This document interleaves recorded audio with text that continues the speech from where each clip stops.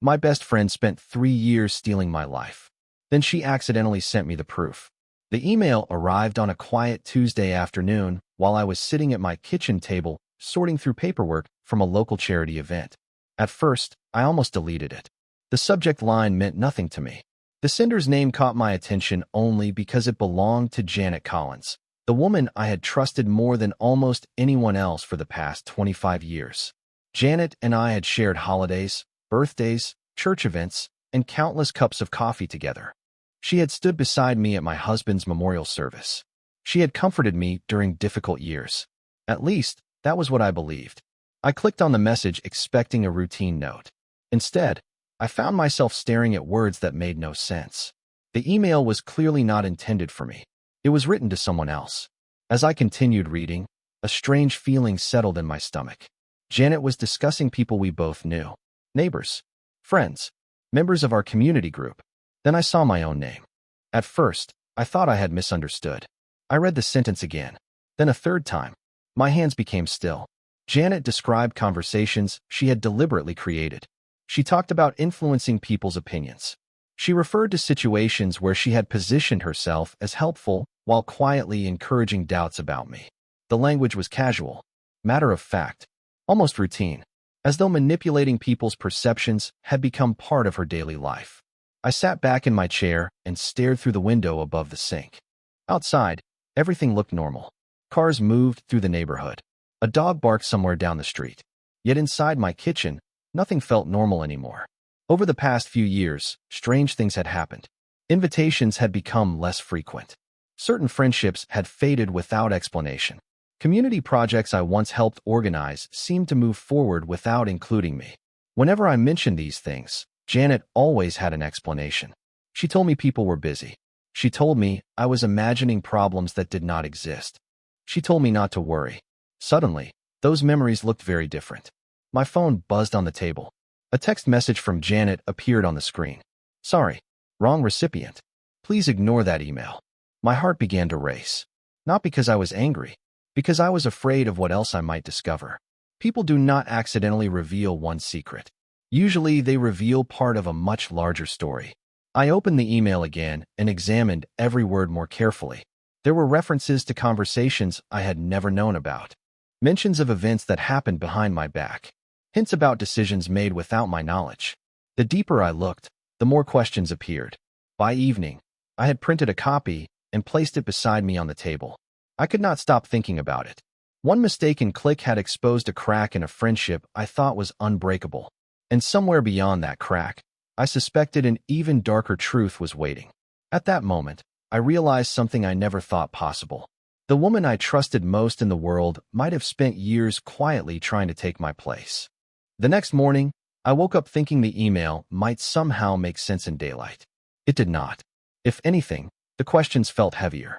I made coffee, carried the printed pages to my dining room table, and began reading every line again. The more carefully I studied the message, the more details emerged. Janet mentioned conversations that supposedly happened months earlier.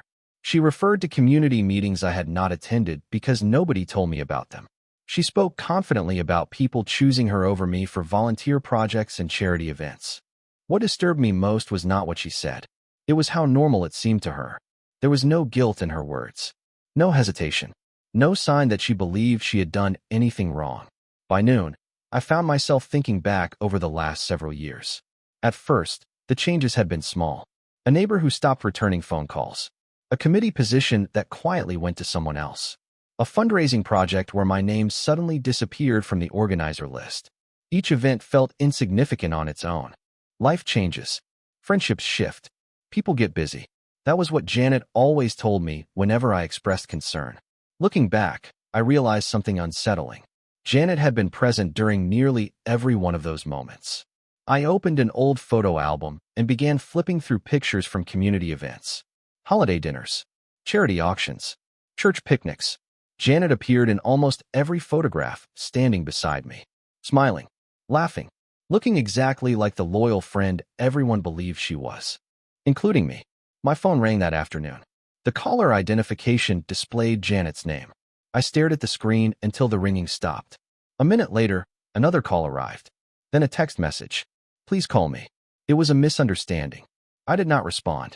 Not because I wanted to punish her. I simply did not know what to say. Trust does not disappear in a single moment. It breaks apart piece by piece. And when it finally collapses, it leaves confusion behind. Later that evening, my son David stopped by for dinner. He immediately noticed something was wrong. "Mom, are you okay?" he asked. For a moment, I considered keeping everything to myself. Then I handed him the printed email. He read quietly while I watched his expression change. At first, he looked puzzled, then concerned. By the time he reached the end, he lowered the pages slowly onto the table. "This is strange," he said. Strange was not the word I would have chosen, but it was a start. David asked several questions. Had Janet always been competitive? Had there been arguments? Had anyone else acted differently recently? The questions forced me to examine memories I had ignored for years. The more we talked, the more patterns began to emerge. Nothing dramatic, nothing obvious, just dozens of small incidents pointing in the same direction. Before leaving, David placed the papers back on the table and looked at me seriously. "I think this email is only part of the story." After he left, I sat alone in the quiet house staring at those pages once again. Deep down, I already knew he was right. Somewhere beneath years of friendship, smiles, and shared memories, another story had been unfolding. And for the first time, I was beginning to suspect just how much of my life had been shaped by someone I thought I knew. Over the next week, I started paying attention in a way I never had before. When trust exists, people rarely examine the details. They accept explanations. They overlook inconsistencies. They assume good intentions. For 25 years, that is exactly what I had done with Janet. Now, for the first time, I looked at everything differently. David and I began reviewing old emails, messages, and community records. We were not searching for something dramatic. We were searching for patterns. What we found was far more disturbing. Again and again, Janet seemed to appear at the exact moment opportunities disappeared from my life. Several years earlier, I had been nominated to lead a large fundraising campaign for a local community center. At the last minute, the position went to someone else. At the time, I accepted the decision gracefully. Looking back through old correspondence, I discovered that Janet had privately communicated with several organizers before the final vote. The messages were polite, careful, indirect, yet they all carried the same theme. She repeatedly suggested that I might be overwhelmed, distracted, or no longer interested in taking on major responsibilities. Nobody questioned her statements because she presented herself as a concerned friend. Another memory surfaced. 2 years earlier, I stopped receiving invitations to a monthly social group I had attended for nearly a decade. When I asked about it, Janet told me the group had become smaller and more private. A few phone calls revealed the truth. The group had continued meeting exactly as before. Several members assumed I no longer wished to participate because Janet had mentioned that I wanted more time alone. The realization left me speechless. It was never one large betrayal. It was hundreds of small adjustments quietly shaping how people viewed me. The most painful discovery came several days later. I visited a local charity office where I had volunteered for years. While speaking with one of the directors, she casually mentioned how grateful she was that Janet had stepped in after I supposedly decided to reduce my involvement. I stared at her. "I never said that," I replied. Confusion crossed her face. She explained that Janet informed several people that I was slowing down and preferred a less active role. Suddenly, another piece of the puzzle clicked into place. Janet was not simply participating in my life.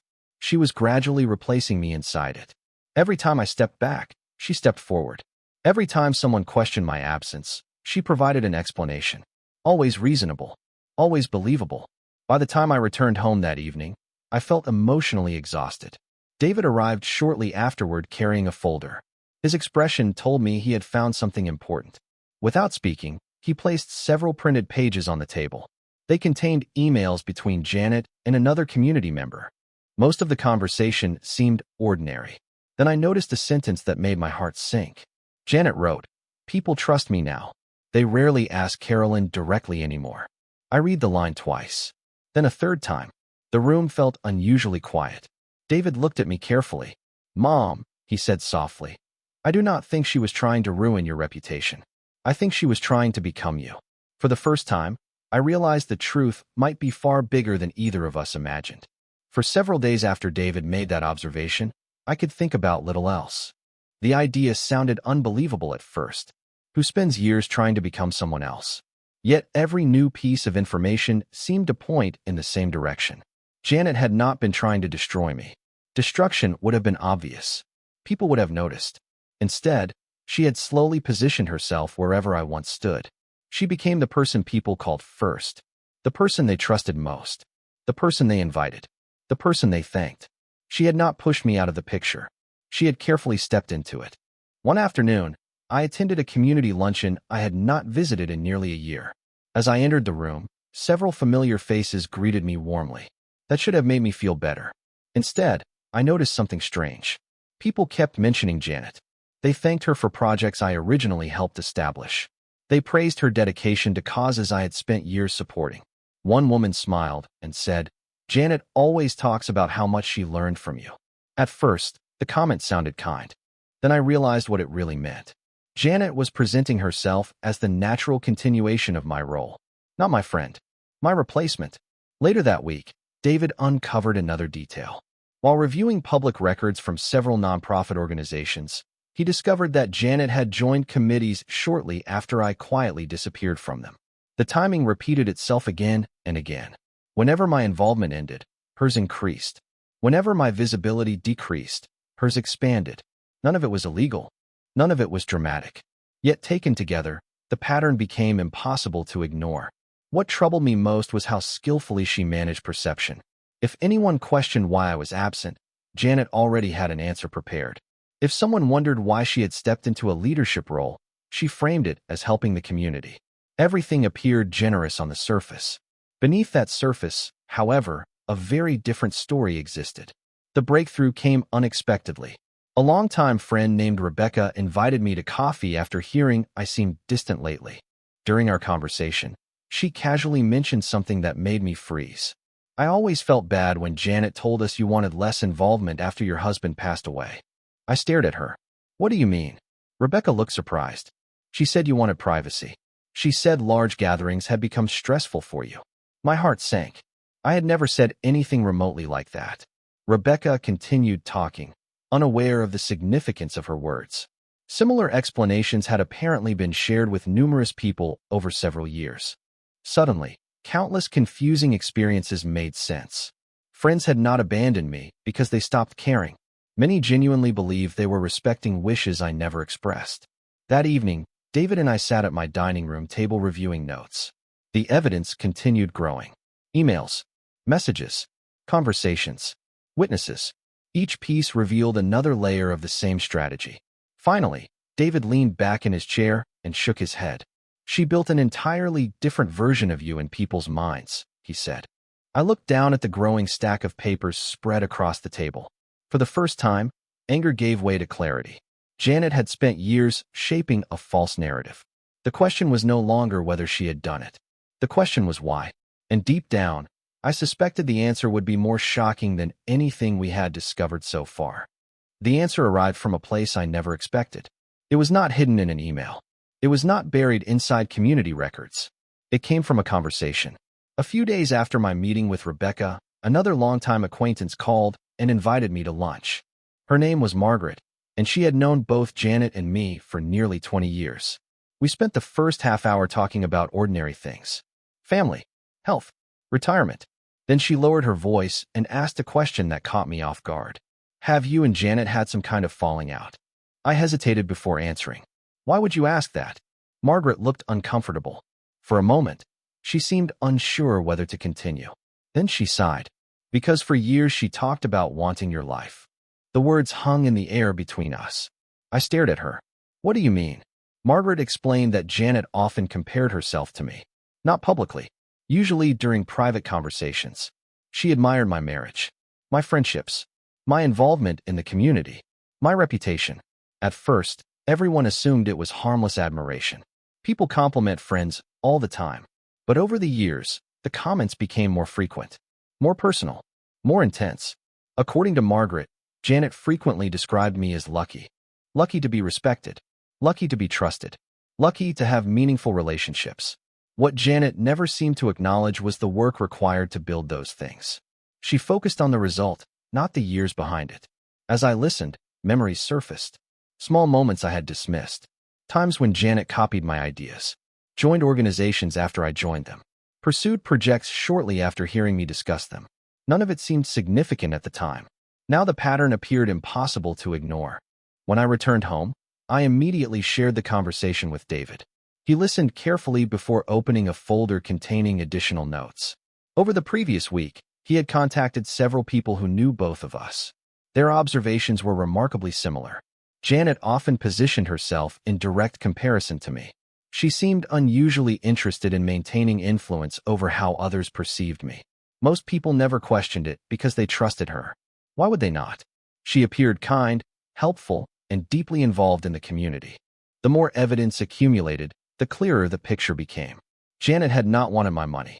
She had not wanted my house. She had not wanted anything material. What she wanted was far more personal. She wanted my place, my relationships, my credibility, my identity within the community we shared. The realization was both painful and strangely freeing. For weeks, I had wondered what I had done wrong. What mistake caused people to drift away? What flaw made opportunities disappear? Now I understood something important. Many of those losses were never about me at all. They were the result of a carefully constructed narrative shaped over years. That evening, David uncovered something else. Buried among several email exchanges was a message discussing an upcoming community appreciation banquet scheduled for the following month. Nearly everyone important in our local network would attend. Business leaders, volunteers, community organizers, longtime friends. As I read the details, an idea began forming in my mind. For months, perhaps years, Janet had controlled the story people believed. If the truth was ever going to matter, it needed to be seen by the same people who had unknowingly accepted her version of events. David looked across the table and seemed to recognize exactly what I was thinking. Neither of us spoke for a moment. Then he smiled slightly and said, "Maybe it is time everyone hears the whole story." For the first time since receiving that accidental email, I felt something stronger than confusion. I felt ready.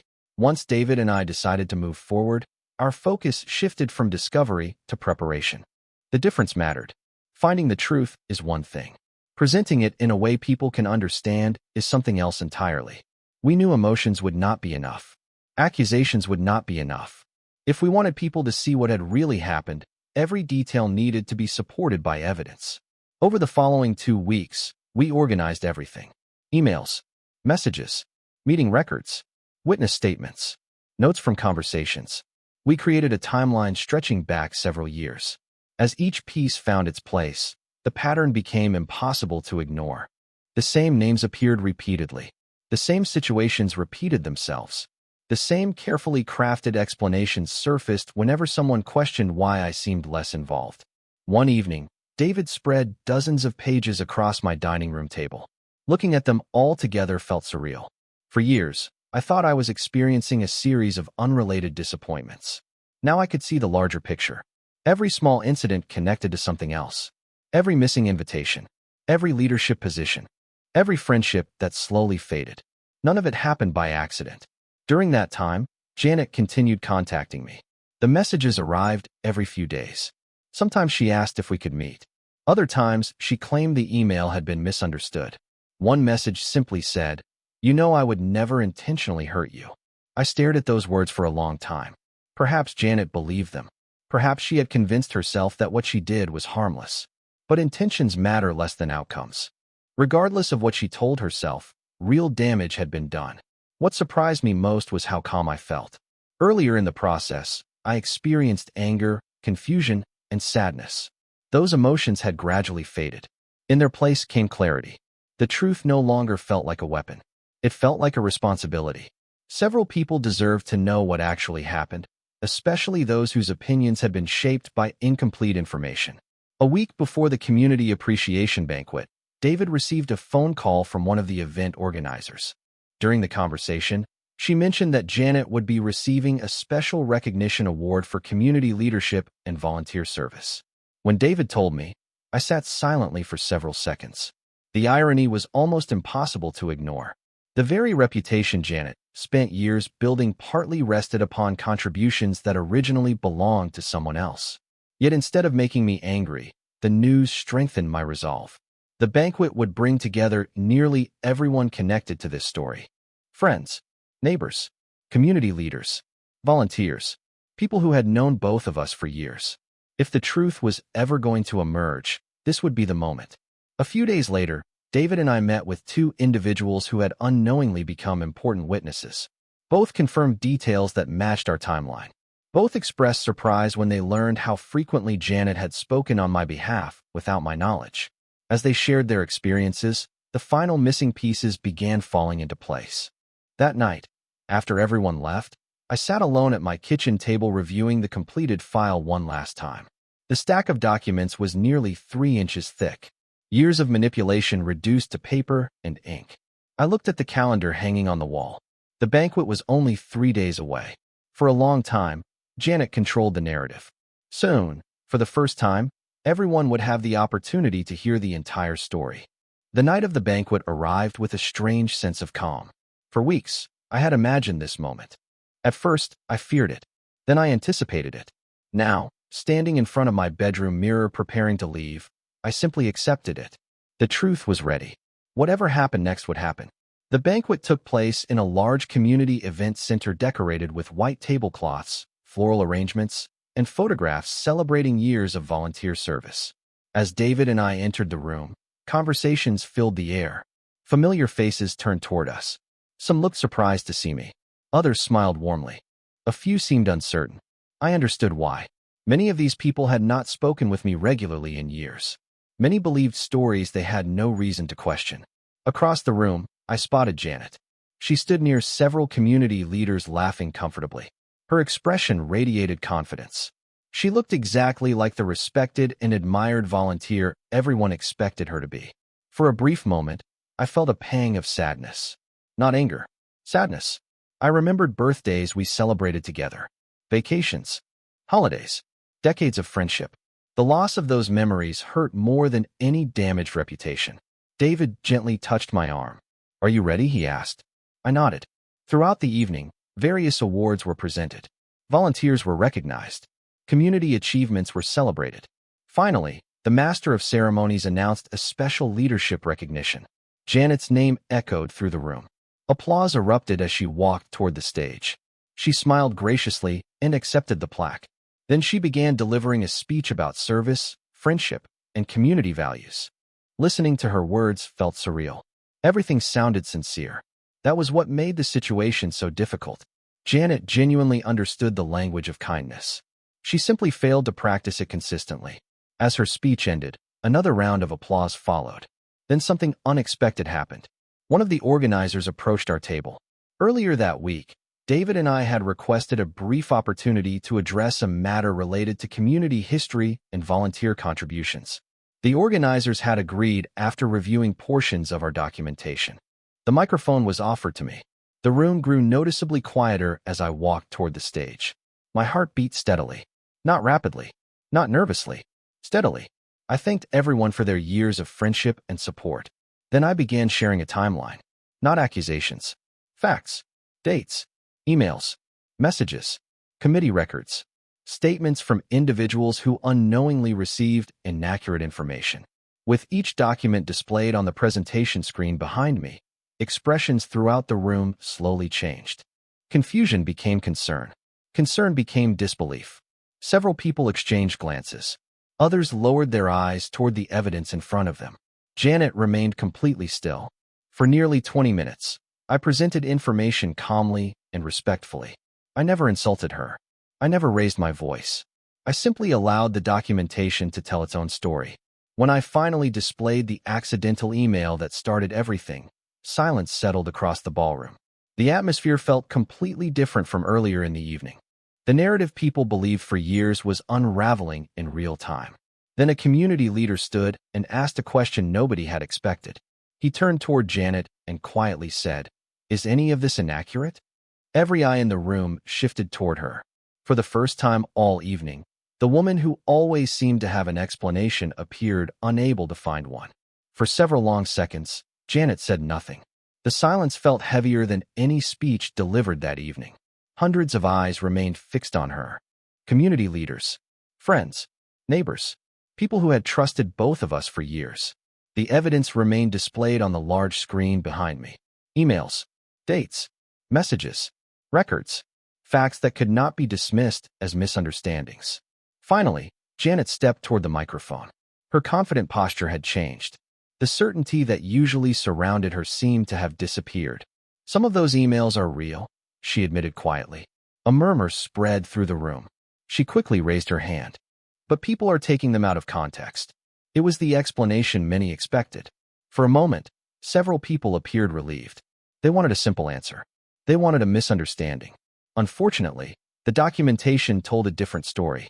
One of the organizers politely asked whether she had spoken on my behalf without my knowledge. Janet hesitated. Then she nodded slightly. Another community member stood and asked whether she told people I wished to step away from leadership positions. Again, she hesitated before answering. Again, the answer was yes. Each admission seemed small by itself. Yet together they revealed a pattern nobody could ignore. The room grew quieter with every question. Then something unexpected happened. Rebecca stood up. The same friend who had unknowingly helped uncover the truth looked directly at Janet and spoke calmly. Why? She asked. It was the simplest question of the evening.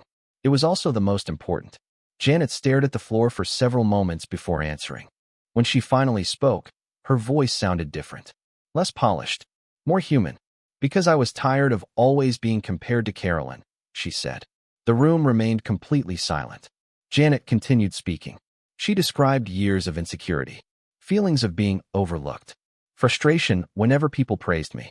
She admitted that what began as jealousy gradually evolved into something else. At first, she simply wanted recognition. Later, she wanted influence. Eventually, she became so focused on earning the same respect that she stopped caring how she achieved it. Listening to her explanation felt strangely sad. Not satisfying. Not victorious. Sad. Because for the first time, I could see the fear hidden beneath her actions.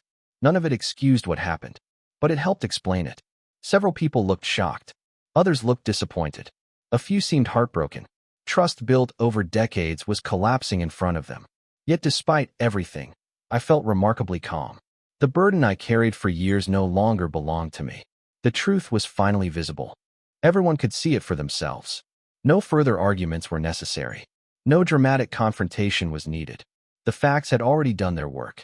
As the evening continued, conversations broke out across the ballroom. People approached me individually. Some apologized for assumptions they made. Others expressed regret for losing contact. Several admitted they genuinely believed I preferred privacy because that was what they had been told. Their honesty meant more to me than any public statement.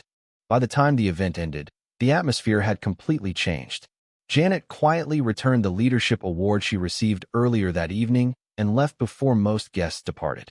I watched her walk toward the exit and felt no desire to stop her. Revenge had never been the goal. Recognition had never been the goal. The goal was truth. And for the first time in many years, the truth belonged to everyone. As David and I gathered our things and prepared to leave, he looked around the room and smiled. "You got your life back," he said softly. I looked at the people reconnecting around us and shook my head. "No," I replied. "I never lost it. People simply forgot who I was." Tonight, they remembered. The weeks following the banquet were quieter than I expected. After such a public revelation, I assumed there would be endless discussions, explanations, and debates. Instead, something much simpler happened. People adjusted to the truth. One by one, old friendships resurfaced. Former colleagues reached out. Community members invited me back into conversations and projects I thought had disappeared forever.